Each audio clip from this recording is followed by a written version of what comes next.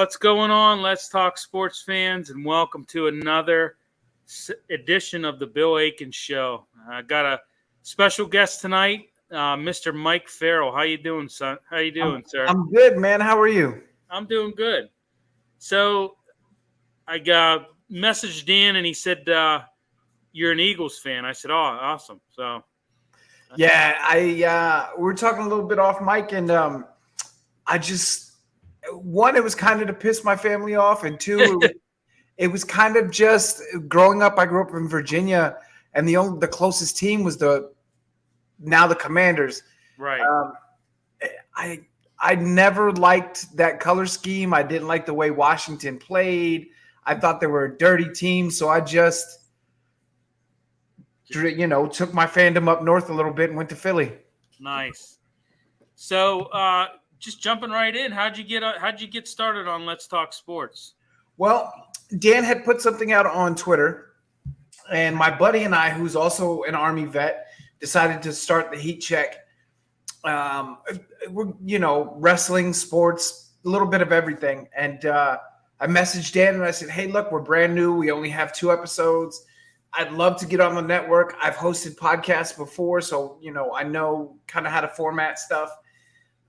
And we just went back and forth, and he was like, "You know what? Sounds like a good fit. And let's get you out there. Let's get you, your face at the forefront, so people can kind of start checking out your show." Nice.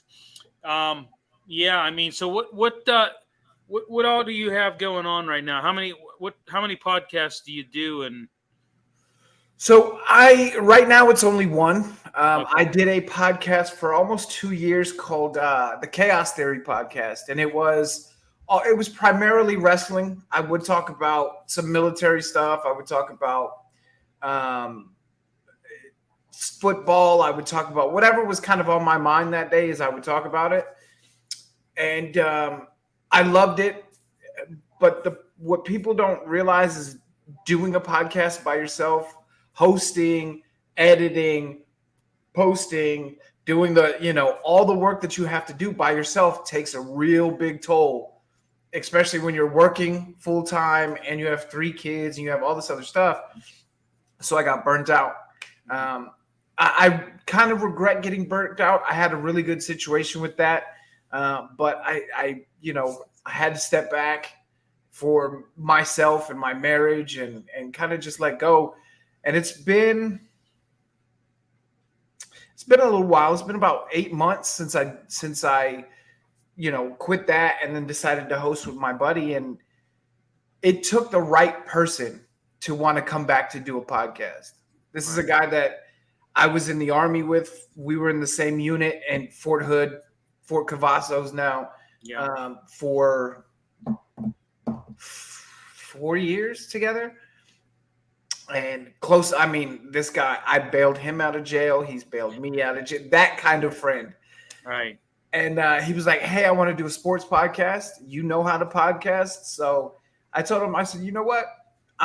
With you, I'm good because we have that kind of chemistry. If it would have been anybody else, I would have probably just said, no, I'm good. Like, I'm out of that space." But he asked, and I decided. I designed our logos. I've got some T-shirts, some merch being made. I've got a theme song being made.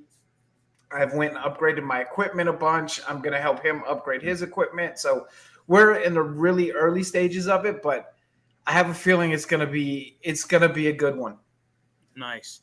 Well, I always said, I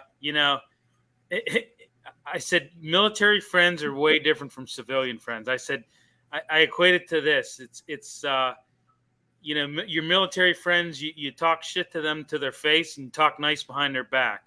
Yep. In the civilian world, you talk nice to their face and you talk, shit behind their backs. But that's how it is. I mean, it's just it's a bond that especially if you've been deployed, with them, and yeah, it's a bond that is like no other. And I have a few of those friends from deployments and over the years that you keep in touch, and they're like a brother for sure. So brother and sister. Yeah, it's a whole different vibe, and I tell my non-military friends, like, you can't explain it. Like when you've Right. been through something Yep. that you literally could have died together, Right. or in the military, especially in a combat unit, especially forward deployed, people don't realize, like, it literally is only the person to your left and to your right that's going to either get you home or get you killed. Right. So Yep. that bond, I mean, this guy, this is how special he is to my family. He was the only person that came and saw my oldest son be born. Nice. He's my oldest son's godfather. I trust him enough that I could leave my wife naked and $1 million around him, and I would never even worry about it. Yeah, I know. I have a couple friends that are like, ex-military, or deployed, that are just the same way. I mean, you just trust them with everything because, like I said, you were over there, with them, and like you said, I mean, at times your hands or their lives in your hands, and vice versa, and it's just, and you're over there, and it seems like the rest of the world, kind of is at a standstill, when you're over there, and it's just, I don't know, it's just but like I said, it's a bond and a brotherhood that is really strong, and I can relate. So, but any future plans you got going on, Mike? That you're Well, the biggest thing, so for me, is I'm in school, going to Full Sail University, okay. the sports broadcasting department hosted by Dan Patrick out there, Nice. and that's the plan is to break into sports broadcasting somehow, whether that be on the radio, through podcasting. The ultimate goal is to get to a major wrestling company and be a commentator for them. But we're working our way slowly, and I've had some emails and some communications with some sports people out in San Antonio where I live now, and a lot of really good interactions. I've had a chance to have, like, not one-on-one, but essentially a 5-on-1 in my virtual classroom with guys like Scott Van Pelt, with guys, these guys who are on TV, who are doing what we want to do. And they're, giving me pointers on the way I broadcast and how animated I am, and the way my sentence structure and all this other stuff, and kind of having to learn not to say the word fuck so much. Hey, that's part of that's a part of our vocabulary. I mean, it's like, yeah. So those are the main plans. 11 Bravo. That's every other word is. Yeah. Oh yeah. I mean, those are the main plans. And then the heat check, we're going to continue on with that.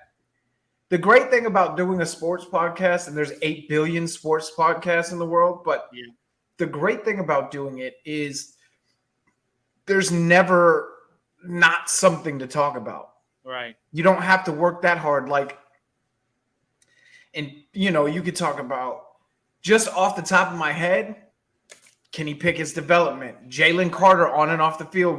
There's so many things you can grab.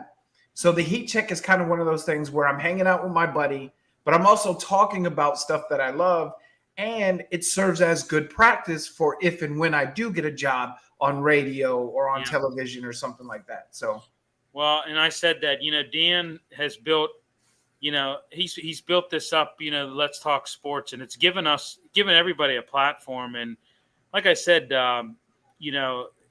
now, we're partnering with Sideline Sports, and there's big things happening. We owe it all to Dan. I mean, he does everything. I mean, I do 4 shows. He does everything behind the scenes. All I have to do is come on here and execute. And, like I said, I plan on doing the same thing after I'm done here in the Army in a few years. I plan on doing something. Like I said, I've said before, I don't care. I'll be a stat guy for a minor league baseball team, or a guy that, does pre and post game shows. I don't even care. But, I mean, Dan has given us such an opportunity. I know myself, and just we owe a lot to him. He runs the show here, and he does a hell of a job with everything. So, but yeah. So I know you're a big Eagles guy, but is there any other like sports leagues, teams that you closely follow, or? So I'm a mainly. I live in San Antonio. The Spurs are everywhere in the city. I mean, literally, you can't go to a grocery store in San Antonio without something black and silver. Yeah. So the Spurs are kind of, by osmosis, you become a Spurs fan. Right. But I love the Knicks. I've always loved the New York Knicks for some reason. I think it's because they've been a shitty franchise for so long that I just want to see them win one. Just win one NBA title for New York, and I'm good. I'm good. Yeah. Baseball, I watched the Yankees a little bit. I'm not nearly – as a kid, I was much more of a baseball fan. And now, to me, I'm just like, look, these guys are paid $800 million. They're all fat and out of shape. Like, it just doesn't appeal to me. But I am starting to kind of get into hockey. The closest team here in San Antonio would be the Dallas Stars, but being an Eagles fan, I can't root for shit from Dallas. So I'm thinking about starting to kind of follow either the Flyers, the Penguins, or the just for shits and giggles, the Kings. Yeah. Hey, I mean, I don't know about the Flyers, but the other two are no. I mean, obviously being a Pittsburgh fan, I don't. I'm a sports fan first. I'm a fan of the sport first, and then the team follows. So the Penguins and Flyers, that's always been a healthy rivalry, and I don't. I mean, the fans in Philly. I mean, they're not a different bunch. Yeah, but some of the guys that have played on the Flyers, I've had some respect for. Yeah, and there's not too much hate, I guess. But I like a good, healthy rivalry.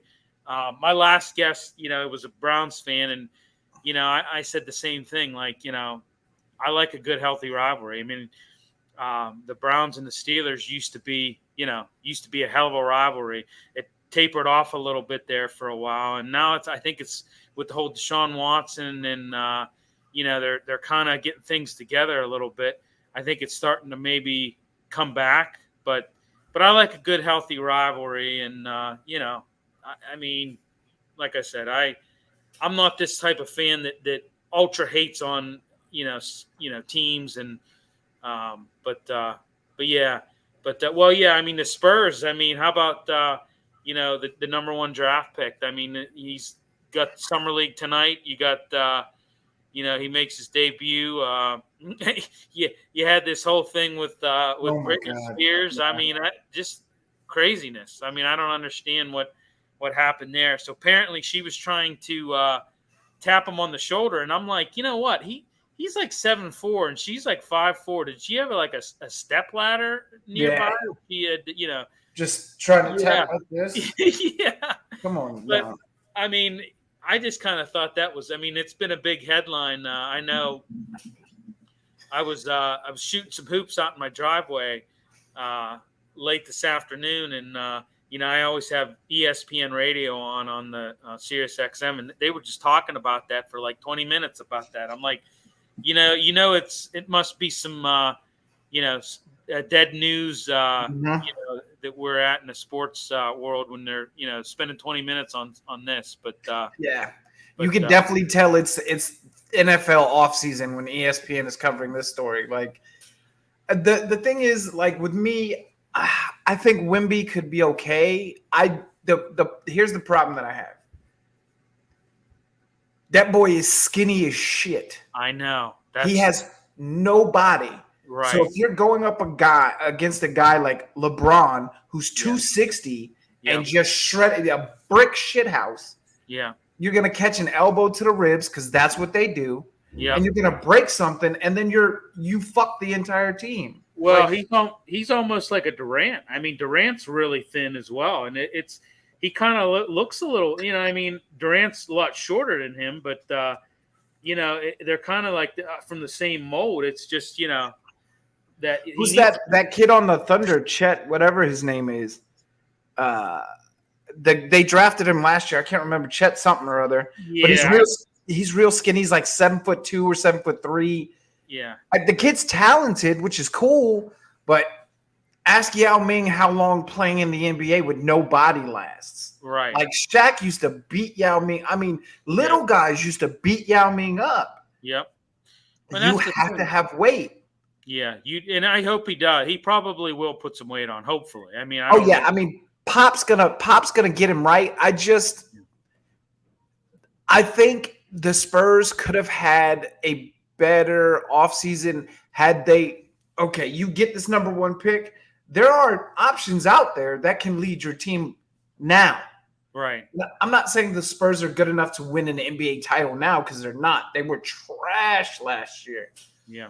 But if you get Dame Lillard, if you get, I don't know, Kristaps Porzingis, if you get one of these guys who are legit players that knows the grind and knows the hustle that being an NBA player takes, you put a Porzingis with a Pop, give Pop's coaching ability with Porzingis' talent, it could have been insane. Right. Now you have to train this rookie. Granted, he has summer league. He's going to get a little bit of it. But until you get to the AT&T Center and you have San Antonio hold 16,000 people, all 16,000 people or something like that, either booing you or cheering you, you don't know how you're going to perform. Right. So I'm happy with the pick, but I am hesitantly optimistic. Yeah. Well, and the summer league's not. I mean, they're really hyping this debut up. I mean, I was hearing that there was they were scalping tickets for like $600 for this, and I mean, oh yeah.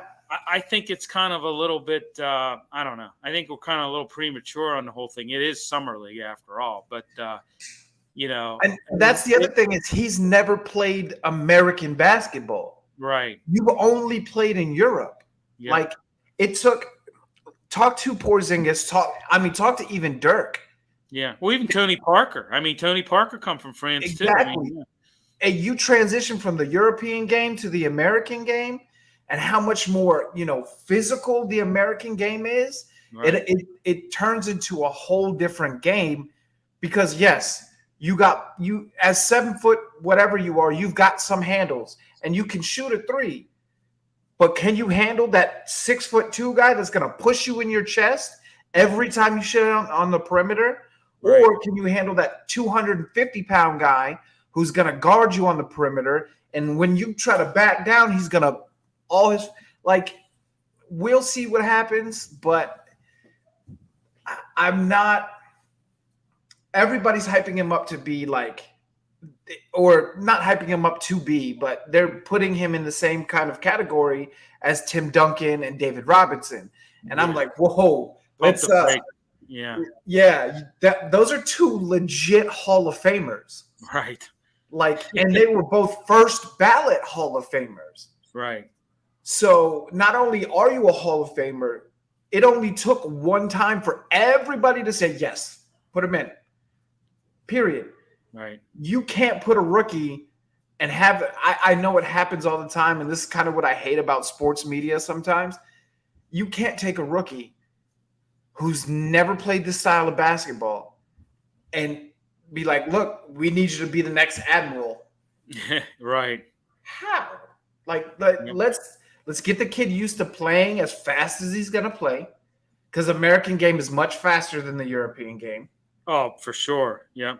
So let's get him used to that. And, instead of by the fourth quarter, he's sitting there with a freaking oxygen mask on because he's not used to running that fast.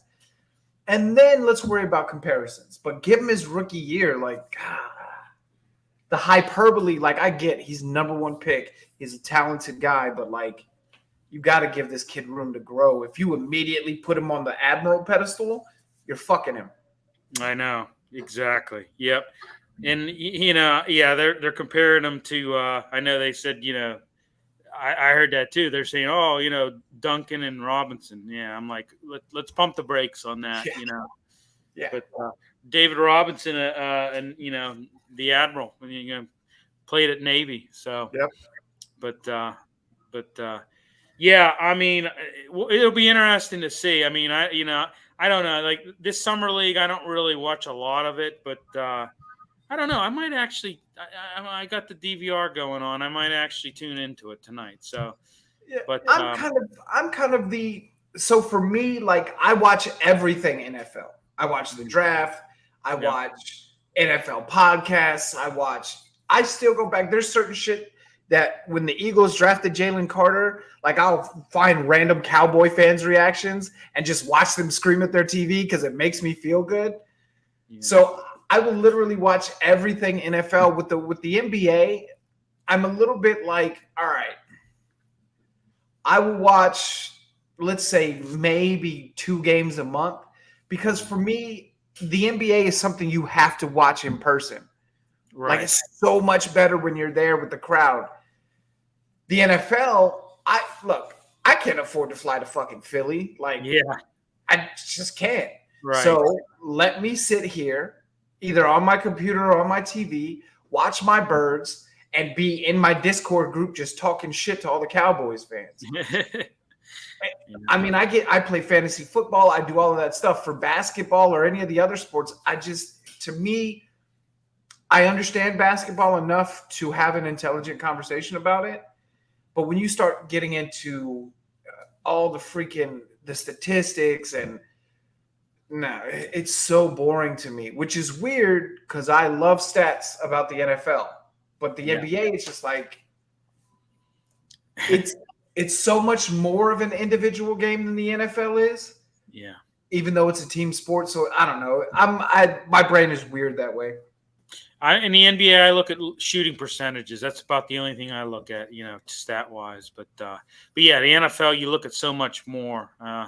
You look at box scores. I look at time of possession. I look at I look at a lot of stuff. Turnovers, the whole 9 yards. But I'm with you on that. And then I guess we could segue into the Eagles. I know. Came close to, came a little short last year. A handful of plays, I said, from winning a Super Bowl last year. I think along with the wins, you kind of had vindication for quarterback Jalen Hurts and,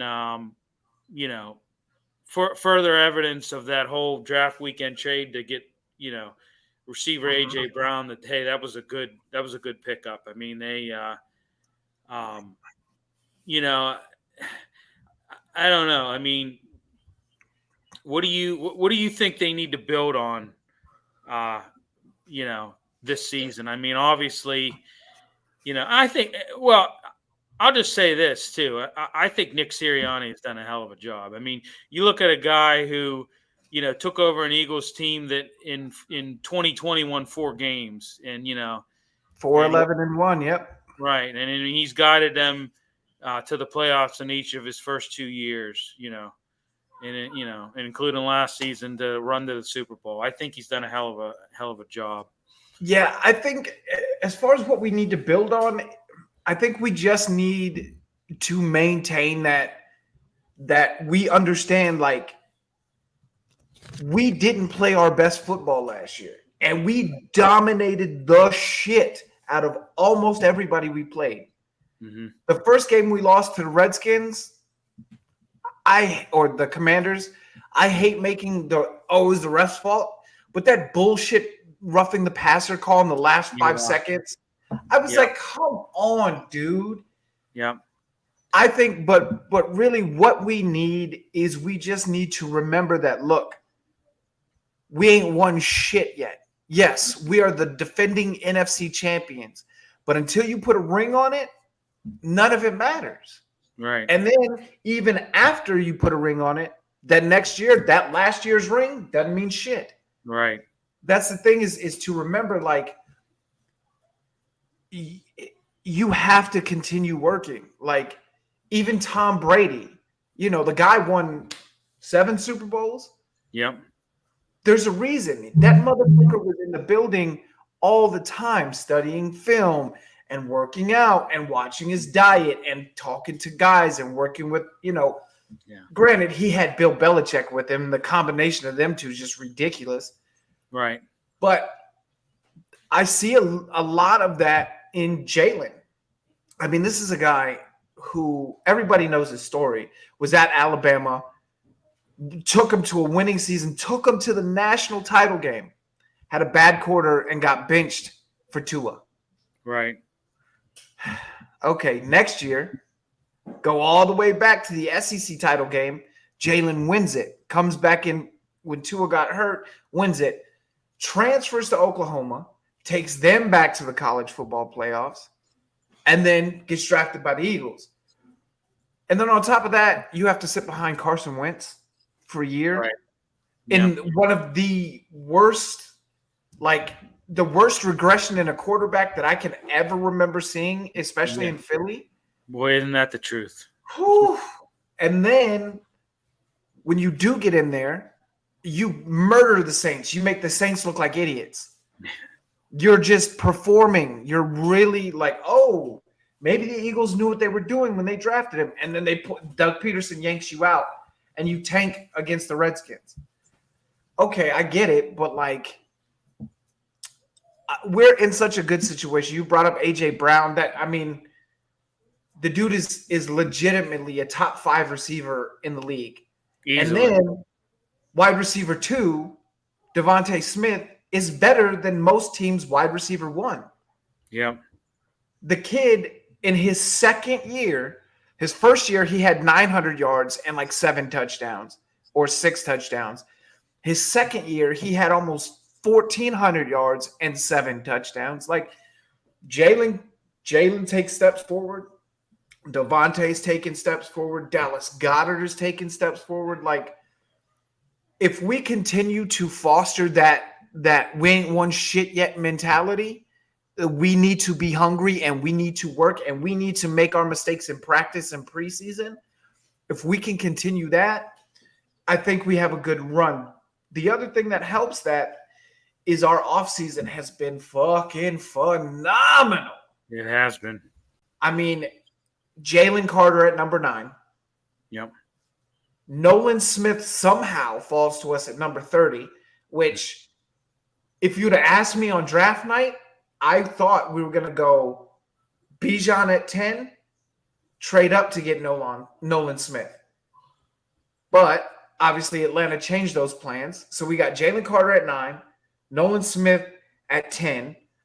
Day 2, we don't have any picks. Whatever, second round pick, who cares? Day 3, we pick up Kelee Ringo. No. Day 3, we pick up Tyler Steen and Sidney Brown. Day 4, we pick up Kelee Ringo and trade for and Moro Ojomo from Texas and trade for DeAndre Swift from Detroit. And that's not to mention we got Eli Ricks, an unsigned undrafted free agent out of Alabama. We've picked up wide receivers. We've picked up a couple linebackers. We lost a bunch in free agency too.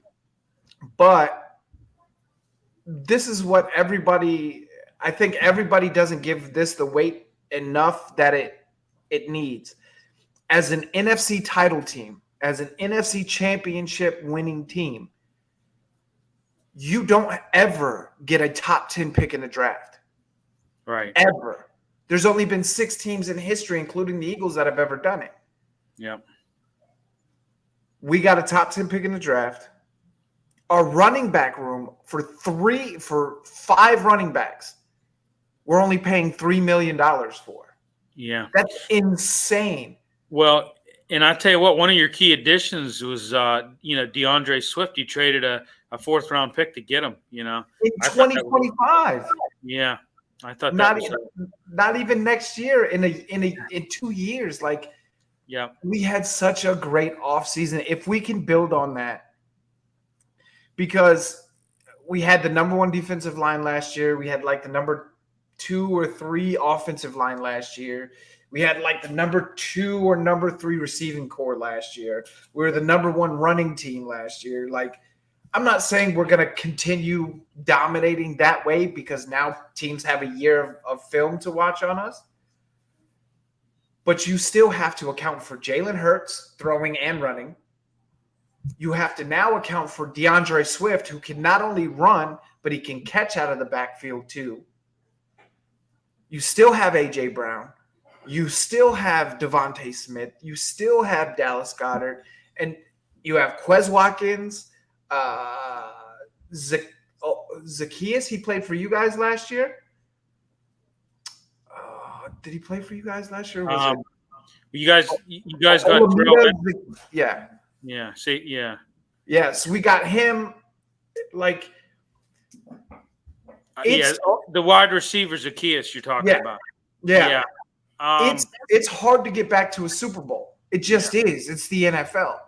But what the thing that people don't give enough weight to is we lost pieces, but we got no worse in any position.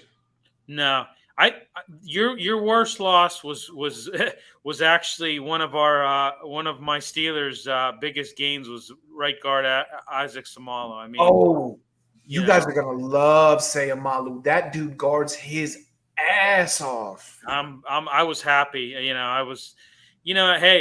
I think that was Andy Weidel. Andy Weidel is now working with Omar Khan there in Pittsburgh, and I think Andy Weidel. Let's face it, he was your guy for a long time, and I think he had Andy Weidel to me was.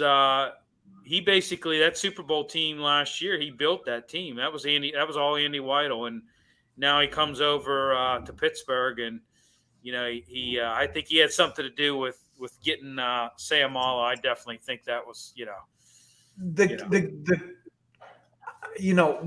Philly has been lucky for a long time. We had a bunch of shit seasons, but as far as head coaches, we've been pretty lucky. Take out Chip Kelly because fuck that guy. Yeah, that was. How do you break up LaShawn McCoy, Deshaun Jackson, and Jeremy Maclin for Kiko Alonso? Yeah, especially Shady McCoy. I mean, that guy. I've never understood it. Yeah, I never understood that either. We like Pittsburgh because you guys have had really fantastic head coaches. Mike Tomlin, who has never had a losing season in his tenure. Before him was Bill Cowher. Like, Bill Cowher is one of the – I sat back and just watched him talk a lot on, like, SportsCenter or these analytics shows that he does. The dude is a legitimate genius when the way he explains things. And so, our teams have been lucky in that we've had pretty consistently great head coaching.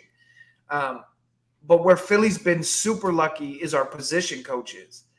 Jeff Stoutland is the best offensive line coach in the league. Yeah. And when I say that, people are like, what the fuck are you talking about? What do you mean the best? I said, look, 2017 or 18, we took Jordan Mailata from Australia, who had never played a down of football. And he is one of the top 5 right tackles in the league. That's Jeff Stoutland. Oh, absolutely. Yeah. It's also Jason Kelsey and Lane Johnson. But, like, Philly's been very, very lucky. So as long as we continue to understand, like, look, shit is going to be a grind. This year is going to be much harder than last year was because nobody expected the Eagles to go 14-3. Nobody did. So this year, every game we play is going to be every other team's Super Bowl. Because if in week 1 the Patriots can knock off the Eagles, the Eagles are trash. We told you guys they were overhyped. Calm down. Calm down. But I'm very much like you in the fact that I'm a fan of sports in general. I love, Right. like, I can legitimately say that besides Andy Reid, Bill Belichick is probably the greatest coach in the NFL and probably in history, right? You win 6 titles, that puts you up there in that conversation. Absolutely. But that's kind of why I love Philadelphia, because you get to sit back and you get to see Howie Roseman working his insane magic, right? And then which led to the 2017 Super Bowl. And then in about 5.5 years, we won a Super Bowl and we've already been back to another one, right? And not just we've already been back to another one, brand new quarterback, brand new head coach, and brand new position coaches. Like, except for Stoutland, nobody stayed. So as long as the team can kind of just keep that and not let the NFC title game get them comfortable, we'll be straight. But I don't see Jalen letting them get comfortable. Right. So what was your thoughts about Shane Steichen taking the Colts job and then Jonathan Gannon taking the Cardinals? Is that, I know for Steichen, Brian Johnson replaced him. I mean, that's I mean, we're with Steichen. I was happy for him because he legit helped Jalen develop. Right? Like, we saw what he did with Justin Herbert. Now we've seen what he does with Jalen. The question is, now you're not a coordinator anymore. You're a head coach. Right. Can you work the same magic with Anthony Richardson that you did with Herbert and with Jalen? For him, the only reason that move bothers me is because I'm such a big fan of Frank Reich. Yeah. And the Colts did Frank Reich so dirty. Oh, it was horrible. I said that too. Jim Irsay, I mean, it was just kind of like they set him, And then you hired Jeff Saturday? Yeah. I mean, exactly. I could not believe that of all the coaches, we're talking position coaches and coordinators and things like that who are deserving of a head coaching job. And, who had put the time in, and you go out now, Jim Irsay can hire whoever the hell he wants to, right? Yes, but it's just all about, I mean, you disrespected all those guys, I think, by taking Jeff Saturday, who really, to me, had no business. And you had Reggie Wayne in your building. Yeah. Why wouldn't you make him the interim coach? Exactly. I didn't understand the move. But for Steichen, I'm legitimately happy. I think I don't know how well he's going to do his first year in Indianapolis, and I hope that Irsay is not going to hold him to the fire and to the point where he's like, if you don't have a winning season your first year, I hope it's not like that. But for Gannon, fuck him. I hate Jonathan Gannon, and the reason is, he's got his hands full going to the Cardinals. I tell you that. I'm so happy for him for that. Like, good. Because he fucked our Super Bowl chances. Now, look, he's not out there playing. He's just a coach. I get it.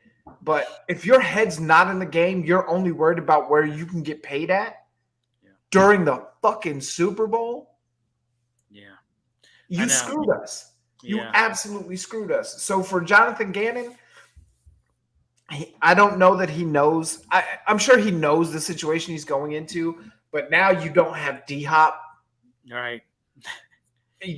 Kyler Murray's out for the entire year, yeah, probably. And even when he comes back, he's Kyler Murray. Like, the only thing that made Kyler Murray great last year was DeAndre Hopkins. Exactly. That's totally agree with that. Yeah. You don't have a wide receiver one anymore. I mean, you got Hollywood Brown, but come on, man. Like, that's not a wide receiver one. Not a Hopkins. That's. So for those two, for Gannon, I'm happy to see him struggle, and I hope he's back to being a coordinator within 2 years. Yeah, well, I tell you what, like I said, he's going to be. They're kind of. I mean, I don't know. I shouldn't say. Who knows? I mean, but he's kind of. He's got his work cut out for him going to Arizona. That's for sure. Oh yeah, but he gave us an extra draft pick, so I can't be that mad at him. Thanks, right. Arizona, for tampering. Yeah, exactly. How about a couple other? I mean, Terrell Edmunds comes from my Steelers to you guys. I think you guys will think he'll fit pretty good there. I'm excited about him. Because I think he's going to play next to Nakobe Dean. Yep. I think that's the plan. Is he's going to be our? Is he going to be our Mike or our Will? He's going to be one of those two backers because Hassan Reddick is our Sam backer. Right. So, but I'm excited about him. All of the information that I've got from guys that I know that are Steelers fans are like, look, dude, everything that you had with TJ Edwards, you're getting back with this guy. Yeah. He's going to tackle. He's going to hit. He's going to play the run. He's not amazing in coverage, but no linebacker is amazing in coverage, right? So my buddy was like, look, if they treat him right, you guys will have a linebacker for the next 5, 6, 7 years. Yeah. So I'm excited about Edmunds and seeing what kind of impact he makes, especially now he can kind of help mentor Nakobe Dean. You know what I'm saying? And not that Nakobe was a beast when he got on the field last year. Like, he was great, but you're still now – they made Nakobe Dean the green dot linebacker. He's calling plays. You're a defensive captain. You got to step up now. Yeah. I don't foresee that being a problem, especially reading all the reports coming out of Georgia that him and Nolan Smith were the guys that they were the vocal leaders on those two teams.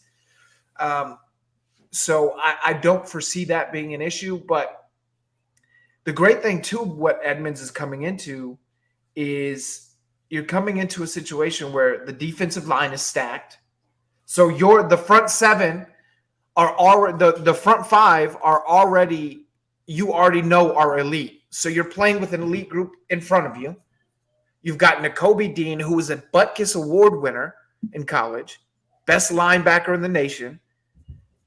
Then you've got Darius Slay, James Bradbury as your starting corners, two of the best corners, and James Bradbury allowed the lowest completion rating in the NFL. So now your backfield has got your back. All you have to do is worry about your assignment. Right. It takes so much pressure off of guys coming into a system when they don't have to do everybody else's job. They can just focus on, all right, I'll be, second level. Yeah. So I'm excited about the defense. The offense, like Jalen, I don't worry about it at all. Just because last year, Jalen was a magic man. Straight up mad. He was throwing dimes to people. Yeah. But this defense, I think, our defense was amazing last year. 70 sacks. Damn near the record in NFL history in a single season. I mean, we had 4 guys over 10 sacks last year, and that's the first time that's ever happened in the NFL. Yeah. And now we added Nolan Smith, who's a Hassan Reddick clone. Mm-hmm. And you've added the number 1 guy in the draft who, if he didn't have off-the-field issues, probably would have went to like Detroit or Seattle or maybe even the Raiders. And on top of that, you have Jordan Davis right next to him. You have Fletcher Cox, Brandon Graham, Josh Sweat, like our defensive line by itself. Let's see, Hassan Reddick, if he continues to play the way he is, Hall of Famer. Yeah. Brandon Graham, Hall of Famer. Fletcher Cox, Hall of Famer. Nobody, we don't really know what Jordan Davis and Jalen Carter and Nolan are going to be yet, but you're still playing on a line. Even if 2 of your interior linemen are rookies, you're still playing on a line where 3 out of the 5 people in the box are Hall of Fame quality talent. Mm-hmm. Who would you rather your rookies learn from? Right.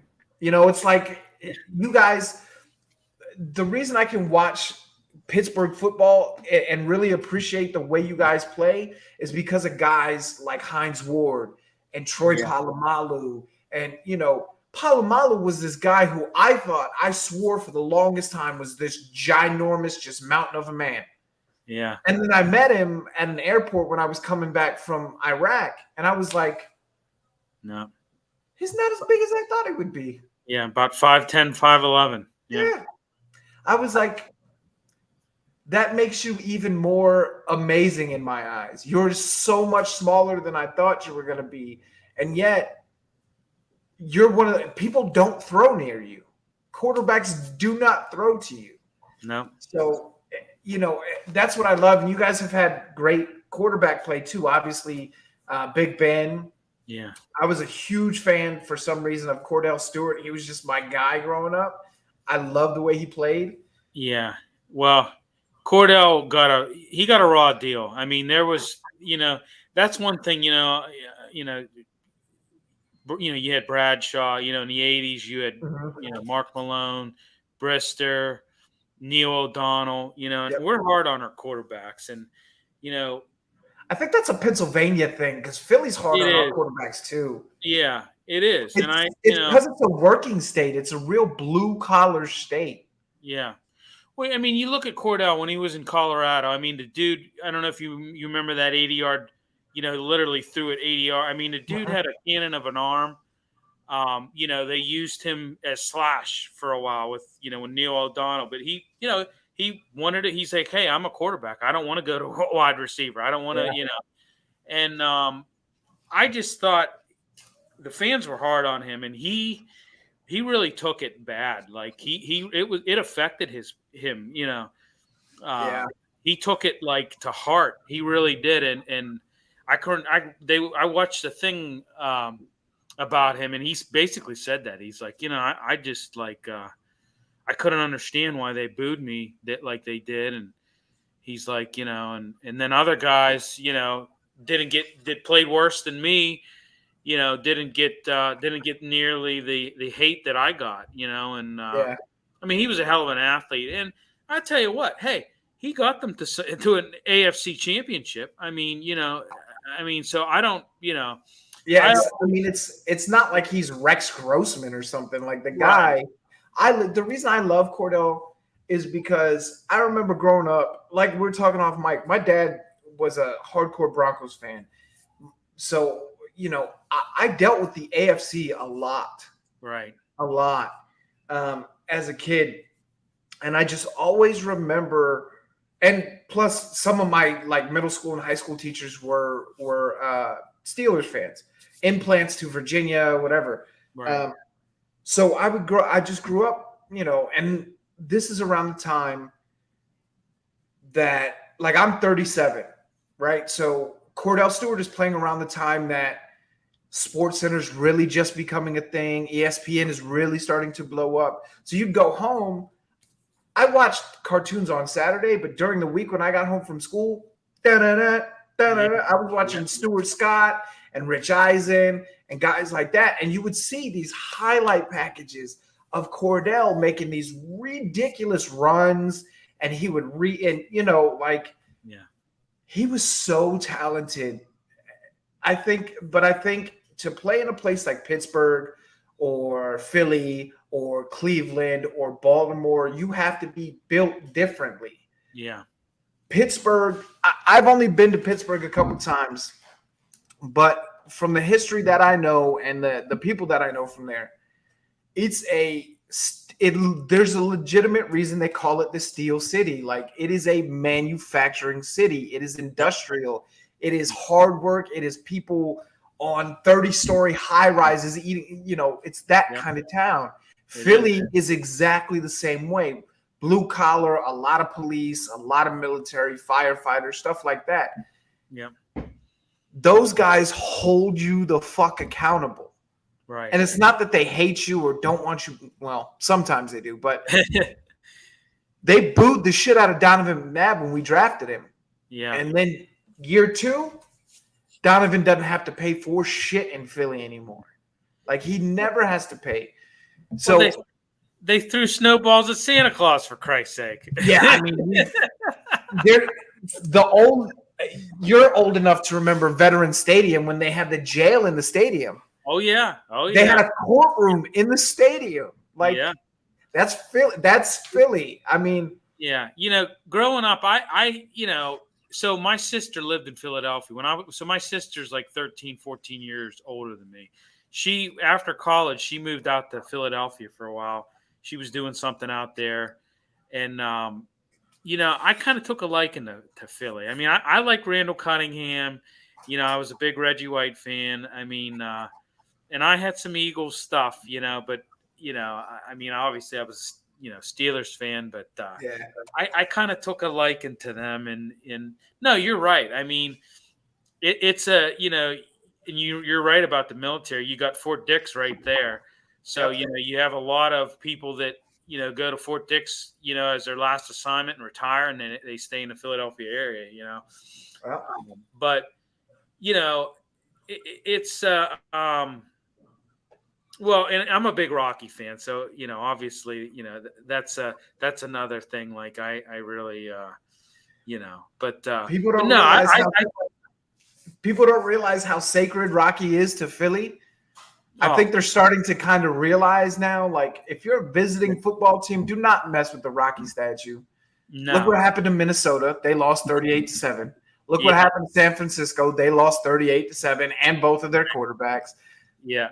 Guys, just as a warning, if your team is coming to Philly, you can run the museum steps. Cool. Fine. Yeah. Do not touch Rocky. It will spell disaster. Yeah, for your team.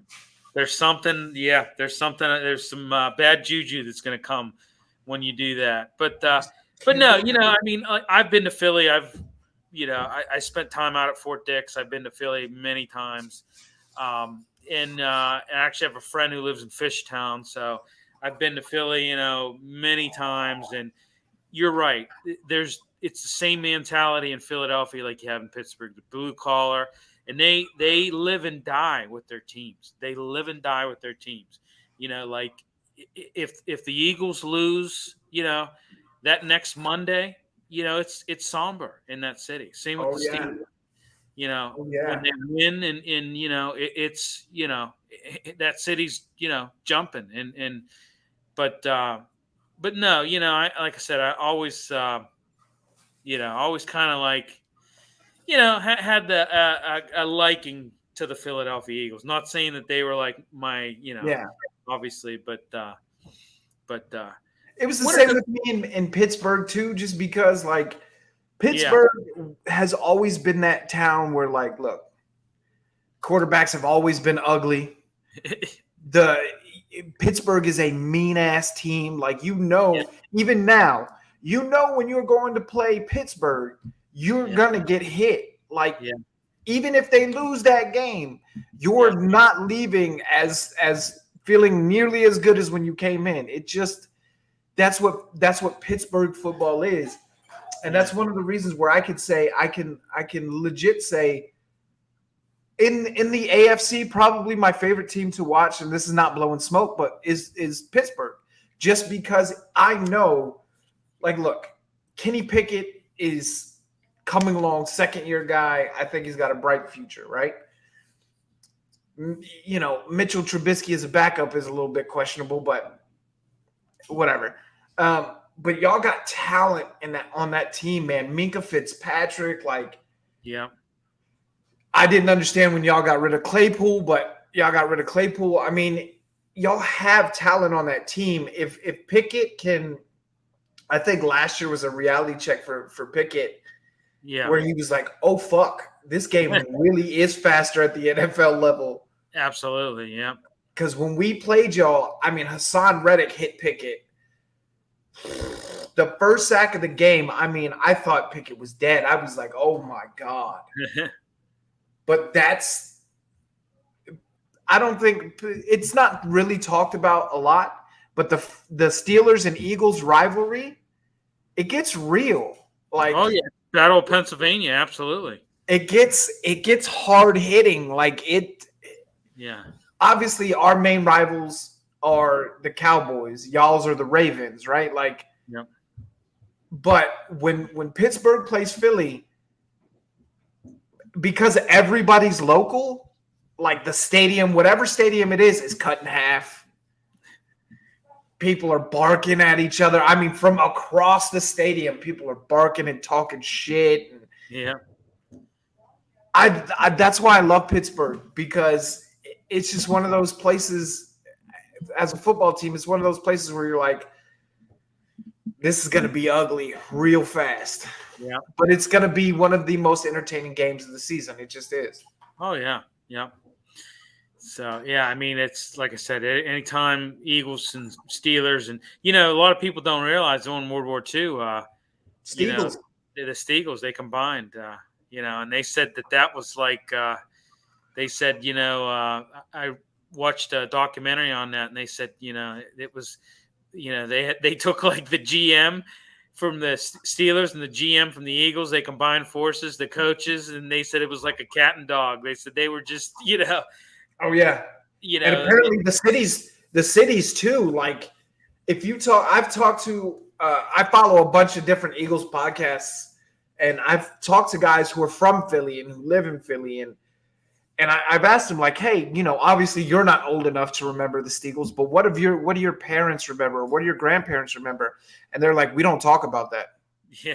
It's not a subject you bring up to Eagles fans. They hate it so much. Yeah. And it's a cool fact, but it's one of those things where the problem is they are literally the AFC and NFC mirror of each other. Right. And it's always going to be that way, because Pittsburgh's what? 2 hours away from Philly? 3 hours away from Philly? It's about 4.5, 5 hours. Okay, yeah. So it's not a super far drive. No.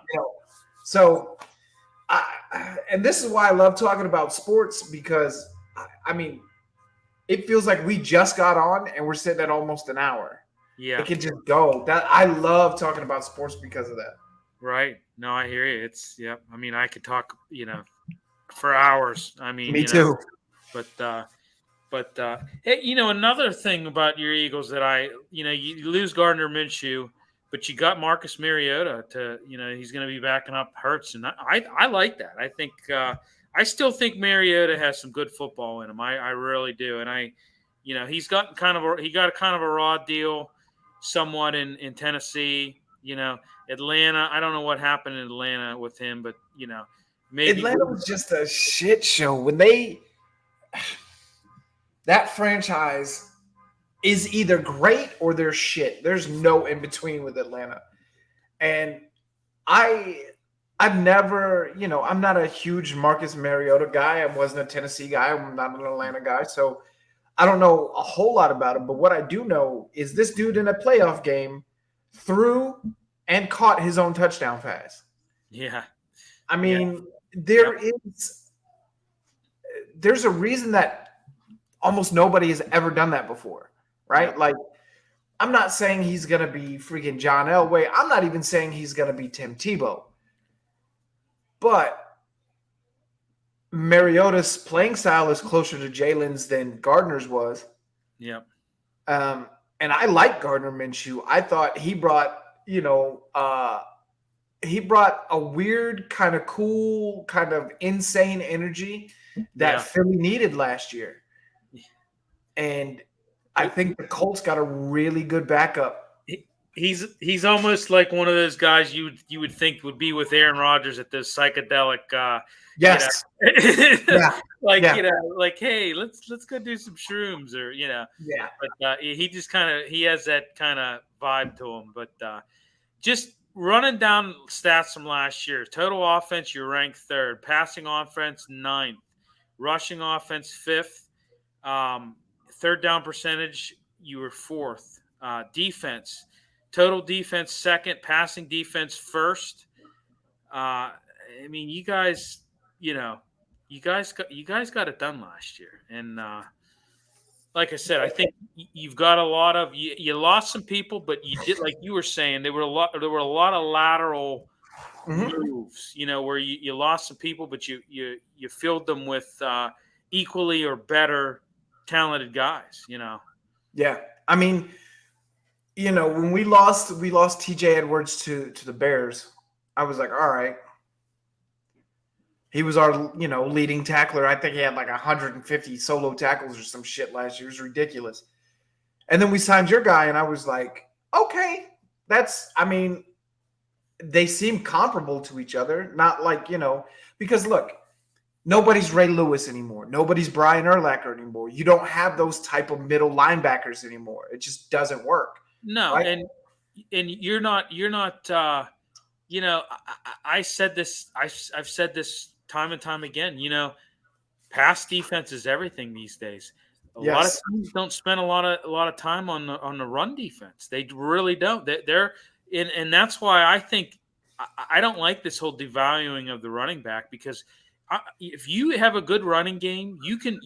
There's teams that aren't defending well enough to stop your run. And prime example was when he's not there now, but when you had Chubb and Hunt in that 1-2 punch in Cleveland, And I mean, you saw those shirts, run the ball, Kevin. I mean, because when they did, but yeah, no, I think you guys are really sound at pretty much every facet and position of the. I think we have a couple of holes. Our right guard, obviously, losing Sayamalu. Right. But we picked up Tyler Steen from Alabama, who the kid is a monster. Yeah. His pass protection is insane. I think he needs to develop a little bit more on run protection. I think it's run. Yeah. I think it's run protection. But we also have Cam Jurgens, and people forget when Cam Jurgens played last year. The dude, Jason Kelce, was out half a game or whatever. Cam Jurgens came in, and it was like they didn't miss a beat. Yeah. So we have a couple of holes. Like our linebacker core isn't completely shored up because we don't have second and third string linebackers. But getting a really great second string linebacker is damn near impossible in the NFL anymore. Yeah. But I think, to your point about the run game, if it wasn't for our run game, Jalen wouldn't be nearly as effective. Oh, no. I love Jalen. And as a passer, I mean, he jumped up to almost 70% completion rate last year. Yeah. I think it was like 67.1 or 0.2. The year before, he was at like 62. The year before that, he was at like 59 or something. So he's steadily increased as a passer. But if you completely take away the run game and it's just Jalen passing, you become one-dimensional. Now, granted, we have a top 5 and a top 10 wide receiver and a top 3 tight end in the league, plus a really fantastic O-line. So you could make it work. But Miles Sanders rushed over 1,000 yards, and 10 touchdowns last year. Yep, 1,269. And, Jalen Hurts had 760 yards. Yeah. Even Gainwell, came in there a little bit. He was, he had 4 touchdowns, I think 240 yards, something around there like that. But, I mean, you guys, you have to do the perfect balance. And I think where Philly, this is why when we draft and people are like, oh, let's get Bijan, oh, let's get this. The first thing that goes into my head is like, okay, first, how does our lines look? Because Howie is not getting a running back if our line looks like shit. No way. Absolutely not. So he shored up in the first round. It was all defense. Shored up the interior defensive line and shored up the edge. And then you go get one of the top offensive line prospects out of an SEC school, coached by Nick Saban, where they're famous for having the best offensive line in the country. Yeah. So you pick the best defense out of the country and you put it in Philadelphia, and you start taking pieces out of the best offensive line in the country and you put it in Philadelphia. So I think we have the combination now. Everything, look, and I know, and all NFL fans know, you don't know until you play your first down of football. Right. You just don't know how things are going to work out. But for the pieces that we have, even like Sidney Brown, like this kid out of Illinois, oh my God. Like, I think he's, 6'2", 195 or 200 or 205 or something like that. He's a big safety. Yeah. And he's gonna take over as our nickel. People are gonna be surprised when you see when your wide receiver one sees our nickel coming over and smacking you in the face because he's 210 pounds. Yeah. I'm excited about the future. I don't think this is the last time the Eagles will be in a Super Bowl. I don't know if we get back this year. I hope we do, because I would like a Kelly Green one of these with the Super Bowl patch on it. But I think in the NFC, I think it's us, the 49ers, and then everybody else. Yeah, I agree. AFC, you got more competition, but yeah, you got week one you're at New England, so that'll be should be a dub. Yeah, I mean, who knows what's going to happen there? I mean, Bailey Zappi could come in and save the day somehow. Who knows? Yeah, well, you got a new offensive coordinator, obviously in Brian Johnson. Yeah. Well, no, Bradley, right? For Philly? For Patriots. Oh, yeah, I don't. Yeah, no, but no, Bill O'Brien. Yeah, Bill O'Brien. Yeah, not Bradley. Bill O'Brien. Yeah, from the Texans. Yeah. Right. The problem is like, in theory, Bill O'Brien is a fantastic OC. Right.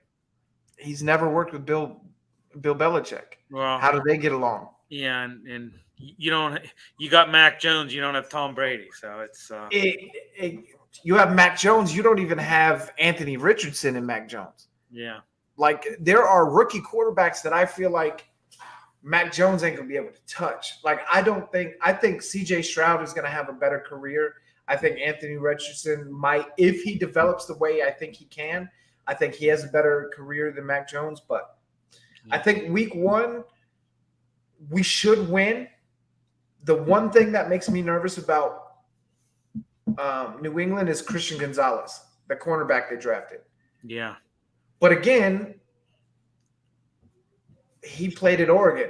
Like, how elite is the wide receiver competition that he's facing, right? Not only that, like we talked about earlier, this game is so much faster at the NFL level than it is at the college level. And you're talking about the way he was drafted, his draft position, you're going against guys like DK Metcalf, AJ Brown. Yeah. You're going against true badass wide receiver ones who have proven. I mean, AJ Brown, the last 3 out of 4 years, is over 1,000 yards. And the one time he wasn't over 1,000 yards, he got injured and only played like 13 games and still had I think it was 870 yards or 890 yards, something like that. Yep. So Christian Gonzalez, 96 last year, AJ Brown. Yeah, 80 receptions, 1496 yardage. He was insane. So now you're talking about Christian Gonzalez has to go against wide receiver ones like that, and big wide receiver ones. Jamar Chase, Justin Jefferson. These guys who are knock your socks off good. Yeah. My thing is, the one cornerback in the league that really terrifies me is one we're going to have to face this year is Sauce Gardner. He's the kid where I'm like, I mean, he is. He's a good one for sure. So good. Excuse me. He's so good. So good, you're getting choked up there. Yeah, huh? absolutely. So, but yeah, that's the one defensive back I'm really worried about this year. Not that not that AJ Brown can't handle him, not that Devontae can't handle him, but he's there's a reason he was Defensive Rookie of the Year last year. And I tell you what, Devontae Smith right behind. I mean, 1196 more receptions, 95 receptions.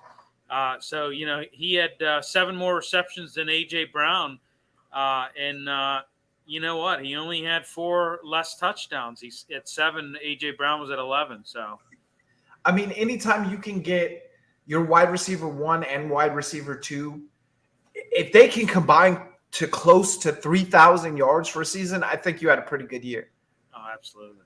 And 11 touchdowns between 2 people. Like, there are entire receiving corps that don't get 11 touchdowns in the NFL. Right. So the Eagles have been abundantly blessed and abundantly lucky. But it's also been a fuck ton of trial and error. And, we're the team that drafted Jalen Reagor over Justin Jefferson. We're the team that drafted J.J. Arcega-Whiteside over DK Metcalf. Yeah. So we've had our busts. Now, granted, Jalen Reagor was in Minnesota and J-Jaw was in Seattle, but I think he now plays for the Falcons. So we've gotten rid of those guys. But, I think that the thing that I tell my kids about being an Eagles fan is this: be patient. Yeah. We're not bad. There are seasons where we are absolute shit. Yeah. But it's never more than a season. Yeah. Philly is never, if you look at the history of Philly, you have never seen, if at most there's been 2 back-to-back seasons, but really there hasn't been 2 back-to-back seasons where Philly's just been absolute garbage. Right. Well, and there's that old saying. Bill Cowher was famous for this saying. He said, you're never as good as you think you are.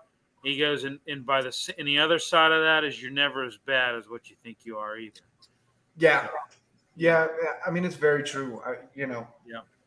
I think we're not only do we have the physical, the players, but we have a quarterback that is more mature than any 24-year-old has the right to be. Oh, absolutely. It's funny because, you want to talk about a leader in the locker room. Wentz was not, No. He was one of those guys who just kind of sat back and didn't say anything and didn't, and the quarterback needs to be Hurts had, from day one, stepped in there and said, listen, I'm going to take accountability. I'm going to stand up and tell you when we need to play better. I'm going to be that guy in that locker room. And they needed that because, like I said, they did not have it with Wentz at all. And the kid, when you listen to him, when I listen to him talk, when I listen to Jalen talk, I'm like, all right, he says everything that he's supposed to say as a quarterback. This is the way he speaks, the way he commands respect. That's how you want your quarterback to speak, right? Right. But then what impresses me most, and it's been said by Stephen A. Smith, it's been said by Skip and Shannon, but the most impressive thing about Jalen is how he stays just like that. Right. There's no up. There's no up. There's no down. And me and you being in the military, we know the best leaders are the ones who can be calmest under pressure. If you freak the fuck out every time something goes wrong, your Joes, the guys on your squad are not going to look at you and be like, right, let me follow that guy. They're going to be like, what the fuck is wrong with him? Exactly. You gotta, right. Exactly. You cannot, no, you're exactly right. It's the same, a lot of parallels between football and the military. There is a lot of, it's, well, Mike, I kept you here a long time there, brother. We could have probably went another, what? Another I could have gone, we could have pulled a Joe Rogan and gone 3 hours and I would have been fine. I'm telling you, I like talking with other people who have a similar mindset, military mindset, because you and I speak a language to each other that a lot of people may not understand. Right. And, you understand that the reason I say fuck every 3 words is it was programmed into me from boot. Right. And then getting getting somebody who likes sports, specifically football, the way I like football is always a blessing. And I try to not just talk to you and I having a conversation, but I try to make it entertaining for people to watch. Absolutely. That's the biggest thing for me is have a great conversation, because it's not like this is a job interview. It's a conversation about football. Right. But have a great conversation. Make sure people want to watch. Yeah. We need to get you on the Pittsburgh Sports Desk. We need to have you as a guest, because we'd have all 4 of us military, and we crack it up. I mean, whenever you guys want me, I'm there. Yeah, we do movie references. I mean, it's a lot of fun. But cool. Yeah. So, well, hey, where can everybody find you? And when is your podcast? So the podcast right now, usually we go every Friday. My co-host had something he had to do today, so we kind of pushed it off till tomorrow. You can find our podcast on Spreaker. It's the Heat Check Podcast. That may be changing, because I just was looking on Apple and there's 87 million Heat Check podcasts, and mine doesn't even come up. Wow. So that name may be changing soon. But for now, you can find us on Twitter at Your Heat Check, YouTube at The Heat Check Podcast, Instagram, I think it's like _heat_check_pod. All this is brand new. We've only got a couple of episodes right now. If you want, the best way to find the episodes is on our YouTube channel.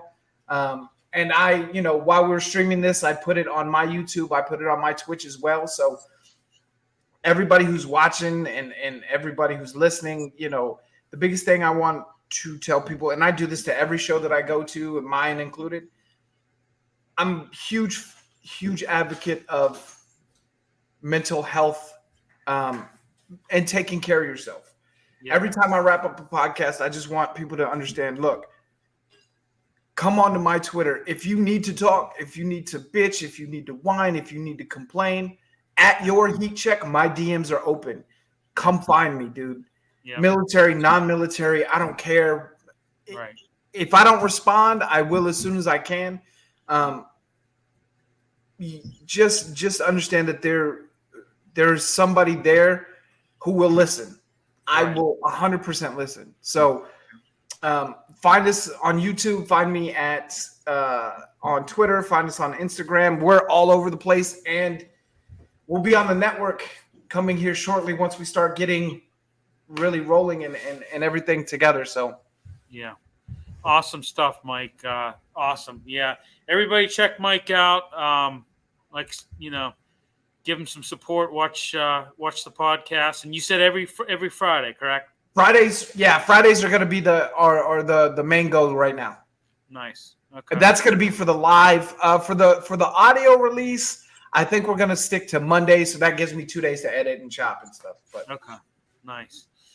Well, thanks everybody tuning in, and like I said, check Mike out, and good stuff tonight, Mike. So, all right, brother, I appreciate you having me. Yep. I hope everybody has a good weekend, and everybody take care.